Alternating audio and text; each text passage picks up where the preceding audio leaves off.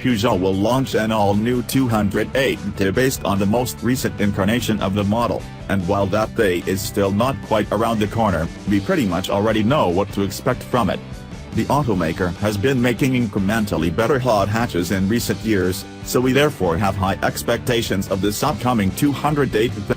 In terms of formula, we don't expect it to differ significantly from the current model. Take a standard 208 hatchback, but give it firmer suspension, bigger brakes, a 1.6-liter engine with around, or maybe over, 200 horsepower, and a visual makeover inside and out designed to reflect the car's extra sporting credentials. But, since the new car is lighter and stiffer than the one it replaces, the new Peugeot 208T should prove better than before because removing weight automatically makes a car better in any situation. We don't expect Peugeot to give the 208T any fancy electric supercharger that helps build boost, or an electric motor. Although the inclusion of mild hybrid tech is not out of the question, more and more manufacturers are making their performance cars mild hybrids, and it would certainly serve the little 208T well. Based on how Peugeot chose to style the 208 GT line it showed at the 2019 Geneva Motor Show, its styling direction for its sportier offerings is clear. The bumper around it will be different, but it won't scream hot hatch like some rivals do. The front bumper of the GT will be similar in shape to the GT line, but feature a deeper integrated splitter, as well as a bigger lower grille required to feed more air into the performance model's larger intercooler. It may also get wider plastic fender flares to accommodate wider wheels. Manufacturers sometimes also widen the track when they turn a regular hatch into a hot hatch, so they may also be needed because of that. From the side you'll be hard-pressed to tell a normal 208 apart from the GT. But it will definitely come with unique wheels that will not only have a striking design, but also be quite big for the car. They may even be 18-inch rims, since the GT line model already comes with 17-inch rims.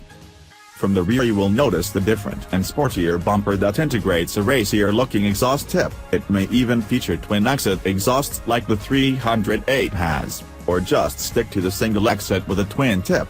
You should also be able to notice its wider, lower stance, and, if you're still not sure what you're looking at, then the GT badge located in the lower right part of the hatch will leave you in no doubt. We don't expect the 208T to have any chrome accents anywhere. All pieces of trim that on standard 208s that have a chrome look will most likely be turned into satin or matte black for the performance version. But in its transition from GT line trim to GT hot hatch, it will gain some sporty trinkets to make those aboard feel like they're traveling in something more special. Expect a thick-rimmed version of the tiny not-round steering wheel that Peugeot uses in the 208, with contrasting stitching, perforated leather on the rim, and maybe even a center marker like you see in some racing cars. The seats will undeniably be different, even compared to the sporty-looking ones in the GT line. They will be proper buckets with contrasting stitching and maybe even an integrated headrest. Red is Peugeot's GT color, so expect to see red flourishes throughout the 208's cabin. Expect to see them on the dashboard, the steering wheel, the gear lever knob, the doors, the dials, the seats, and even the floor mats too. Peugeot does offer red mats in the current 208, so they will definitely make a comeback in the new model. The small steering wheel and high-set dials combo will cause some drivers quite a lot of aggravation. You either sit within your normal, comfortable position but you don't see the dials, or you move the steering wheel either too far up or too far down in order to see your speed and RPMs. The idea looks cool in photos, but it's not ideal for many taller drivers. The engine is available with up to 266 horsepower. But in the next 208T it won't have more than 220 horsepower, probably closer to 200 horsepower.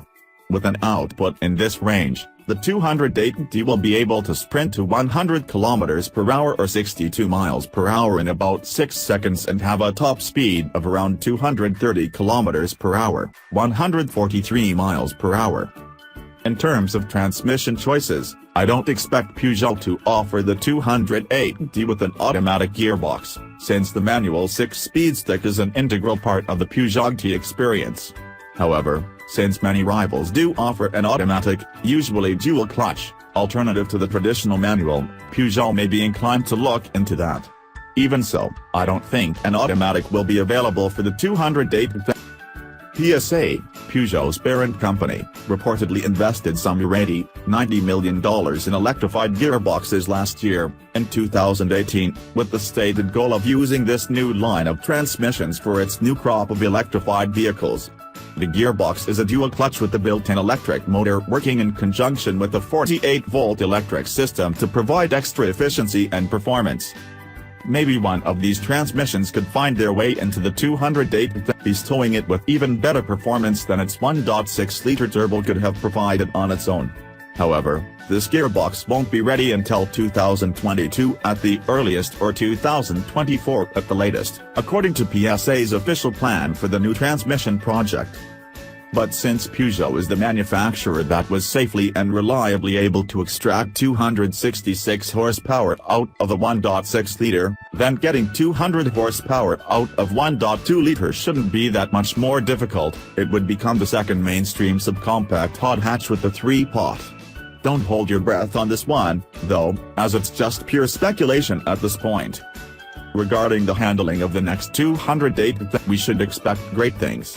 The current 208 is very competitive in the segment in terms of how well it drives, but it's not really the best. However, with the new, lighter, platform, the extra experience Peugeot has accumulated developing TIM models in recent years, and a peek over the fence at the competition, I think the next hot 208 will be a real gem to throw around a winding country road. Peugeot should also follow suit when it comes to offering their hot hatches in several flavors, just like Renault offers the Clio Renault Sport in standard or cup guises.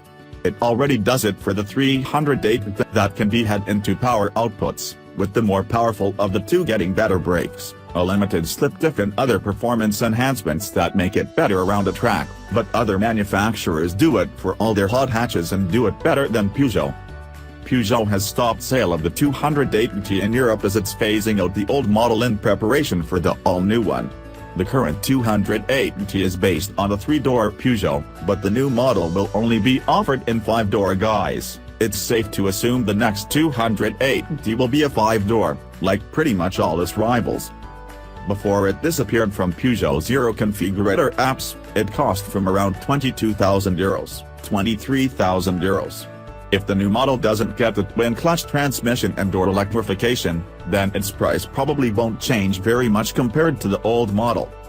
It is more expensive than some rivals, like the Ford Fiesta ST, available in Europe from just over €20,000, or the VW Polo GTI, available from €21,000, so if Peugeot pushes the price even further, it could start to hurt sales. Toyota has leapt onto the subcompact hot hatch stage with the angry little Yaris GRMN, the most visceral and unusual choice in its class.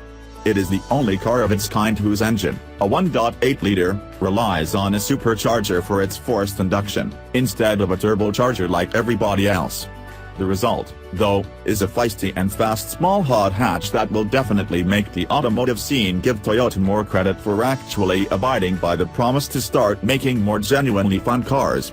If the Yaris GRMN is a sign of things to come from Toyota, then we're really excited. Just don't call them GRMN in the future. Probably the most fun hot hatch at any price point right now is the Ford Fiesta Street. It's also the only 3-cylinder hot hatch, but even so, it's still just as fast as other 200-ish horsepower hot hatches. Where it really sets itself apart, though, is in the way it goes in, through, and out of a corner. In this respect, it is really unmatched in the segment. The only other car that offers a similar driving experience is the Mini Cooper S. If you want your subcompact hot hatch in a more refined package, with a grown-up interior and excellent soundproofing, then the VW Polo GTI is your best choice. No rival is as refined as the Polo GTI, or as comfortable to travel in, or as well built. And the Polo is no slouch, putting up a very good fight against pretty much any rival. It's not as feelsome or fun as the best hot hatches out there, but since it is a VW, it does what VWs do best. Instead of doing something really well, it does everything reasonably well. With its upmarket interior and slightly higher price tag than some other similar hot hatches, the Peugeot 208 will undoubtedly go up against the Mini Cooper S 5-door. It is even more expensive than we predict the Peugeot will be, but it has a properly premium-feeling cabin, a 2.0-liter engine that no other car this size still has, and superior badge kudos. Plus it also drives quite well too, even the 5-door Cooper S, providing pinpoint steering precision and unmatched handling sharpness. Well, currently only matched by the Ford Fiesta Street. Peugeot is setting itself up to create something quite special, the next 208, a car that will inherit the standard model's futuristic good looks, its radical and upmarket interior, and most of its styling too. To those ingredients, it will add considerably more power, more handling capability, more exclusivity, and hopefully fun too.